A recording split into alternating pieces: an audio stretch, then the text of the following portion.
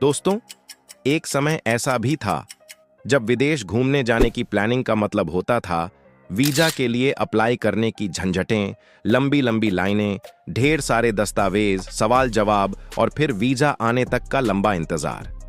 खैर, ये बातें अब पुरानी हो चुकी हैं।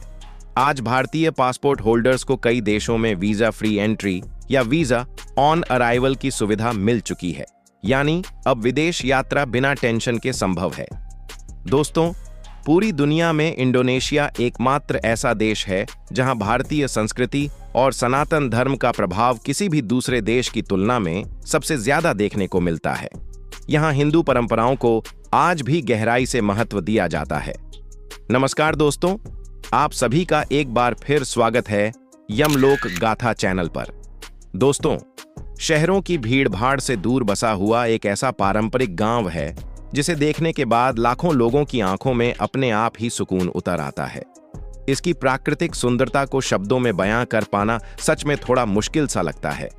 आपको यकीन करना थोड़ा कठिन लगेगा, लेकिन वेरेबो गांव समुद्र तल से करीब 1200 मीटर की ऊंचाई पर बसा हुआ है। दुनिया में ऐसी जगहें बहुत कम हैं जो इतनी अधिक ऊंचाई पर आबाद हों। यही वजह है कि वेरेबो गांव को बादलों के ऊपर बसा गांव कहा जाता है। दोस्तों, इंडोनेशिया कई द्वीपों से मिलकर बना एक देश है और उन्हीं द्वीपों की श्रृंखला में आता है फ्लोरेस आइलैंड। वेरेबो गांव नुसा तेंगारा द्वीप समूह का हिस्सा है।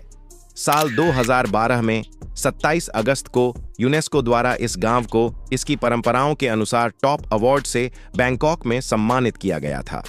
इस गांव की सबसे बड़ी खासियत है यहाँ के अनोखे घर, जिन्हें ये लोग मबू कहते हैं।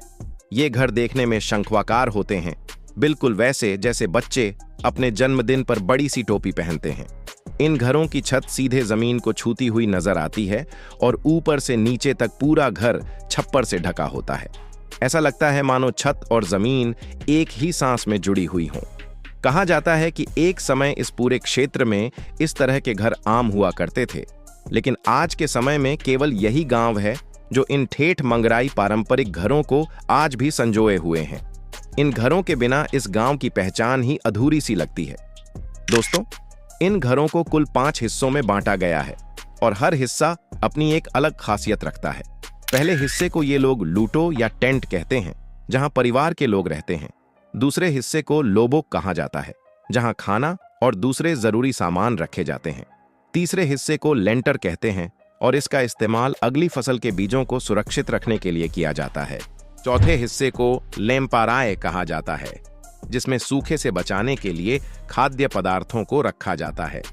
और आखिर में आता है 5वां और घर का सबसे ऊपरी हिस्सा, जिसे हेकांग कोड़े कहा जाता है।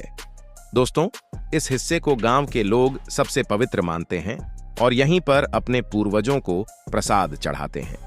पूरे गांव में केवल 7 घर हैं। इनके अलावा एक और बड़ा घर है जहां गांव के सभी लोग सामूहिक समारोह और अनुष्ठानों के लिए इकट्ठा होते हैं। यहां ज्यादातर लोग कैथोलिक धर्म को मानते हैं, लेकिन कुछ परिवार आज भी अपनी पुरानी मान्यताओं को पूरी श्रद्धा के साथ निभाते हैं। इसी सामूहिक घर में सैकड़ों साल पुराने ऐतिहासिक ढोल भी रखे गए हैं। दोस्तों, इस गांव के लोग पीने के पानी के लिए झरनों और पहाड़ों से निकलने वाले प्राकृतिक जल पर ही निर्भर रहते हैं। वेरेबो गांव में कुल मिलाकर करीब 44 लोग रहते हैं। इन लोगों की मुख्य आजीविका कृषि है और ये लोग लौंग और चेरी की खेती करते हैं। गांव की महिलाएं भी इन सभी कामों में पूरी तरह से पुरुषों का साथ देती हैं। आज भी वेरेबो गांव के लोग अपने पूर्वजों के बताए सिद्धांतों पर जीवन जीने में विश्वास रखते हैं।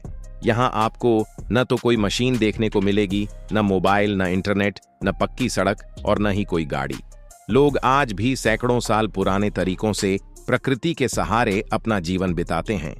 गांव के लोग मक्का और चावल खाना ज्यादा पसंद करते हैं। वहीं गांव के आसपास कॉफी, वैनिला और दालचीनी के पौधे भी लगाए जाते हैं। दोस्तों, वेरेबो गांव के लोग उन मेहमानों का दिल से स्वागत करते हैं जो उनके गांव को देखने आते हैं और उनके सरल पारंपरिक जीवन को करीब से महसूस करना चाहते हैं। पिछले कुछ सालों में जब बाहरी दुनिया को इस गांव के बारे में पता चला तो यहाँ टूरिस्ट आने लगे। कुछ दिन यहाँ बिताने के बाद ज्यादातर लोगों का यही कहना रहा कि उन्होंने इससे पहले कभी भी ऐसा अनुभव नहीं किया था। इतनी शांति और इतनी प्राकृतिक सुंदरता का एहसास उन्हें कहीं और नहीं मिला। यहाँ के लोग बेहद मिलनसार हैं और बाहर से आने वालों को एक बिल्कुल अलग दुनिया का अनुभव कराने में पूरा साथ देते हैं। तो दोस्तों, अगर आप कभी इंडोनेशिया की यात्रा पर निकलें तो वेरेबो गांव को विजिट करना बिल्कुल न भूलें। ऐसी जगह, ऐसी परंपराएं, ऐसे घर और ऐसे लोग शायद आपने पहले कभी नहीं देखे होंगे।